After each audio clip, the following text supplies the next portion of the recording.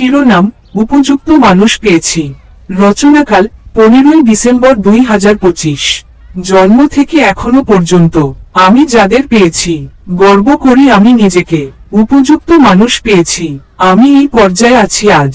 এই মানুষগুলোর জন্য মন থেকে বলতে চাই আমি, তোমাদের পেয়ে আমার জীবন ধন্য। প্রথমে আমি বলতে চাই আমার বাবা মার কথা, যারা জন্ম দিয়ে বড় করেছে। বলে না তাদের কষ্টের কথা, তাদের সেই ভালোবাসা ছাড়া এখানে আসতে পারতাম না। যতই তারা দুঃখ কষ্টে থাকুক, আমার জন্য করে শুভ কামনা। এখন বলবো আমি সেই মানুষের কথা, ছোটবেলায় অ আ ক খ শিখিয়েছে। কি করে ভুলবো তাদের কথা, তারা যদি আমাকে না শেখাতো, হয়তো আসতে পারতাম না এই পর্যন্ত। সেই শিক্ষকের কথা অতি সহজে ভুলে গেলে চলবে না। ধৈর্য ক্ষমতা অনেক ছিল, হয় না কোনো তুলনা। এবার বলবো আমি চতুর্থ শ্রেণী পর্যন্ত যাদের কাছে শিক্ষা পেয়েছি, গর্ব করে বলছি আমি তাদের কাছে অনেক সহযোগিতা পেয়েছি। যদি তারা আমাকে সুশিক্ষা না দিত, তাহলে কি থাকতে পারতাম এখানে? ভালোভাবে শিক্ষা দিয়েছে আমায়, তাই তো আমি আছি তোমাদের সামনে।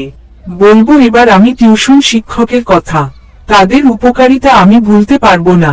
কিছু বুঝি নাই আমি যখন, বুঝিয়ে দিয়েছেন তখন, এখন কি সেই কথা যাব ভুলে? তখন যদি শিক্ষা না দিত আমায়, আমি কি জায়গা পেতাম এই হলে? মাধ্যমিক উচ্চ মাধ্যমিকের টিউশন শিক্ষকরা পড়িয়েছে যতনে, তাদের জন্য এসেছি আমি, ভুলিব না তাদের এই জীবনে। মাধ্যমিক স্তরের শিক্ষক শিক্ষিকার কথা কি বলবো আর, কত যত্নে পড়িয়েছে আমাদের।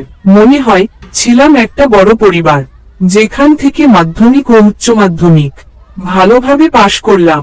তা না হলে কেমন করে এই জায়গা পেলাম? একটু শাসন করেছিল বটে, আমাদের ভালোর জন্য। তখন হয়তো মন খারাপ হয়েছে, এখন বলছি এই জন্যে আমার জীবন ধন্য। এখন বলবো আমি কলেজের কথা, যেটা আমি ভাগ্য গুণে পেয়েছি। তাই তো আমি এত সুন্দর সমাজে এসেছি। অধ্যাপক অধ্যাপিকা বন্ধু বান্ধব সবাই সাহায্য করে, মিলেমিশে একসাথে বসে গল্প করে।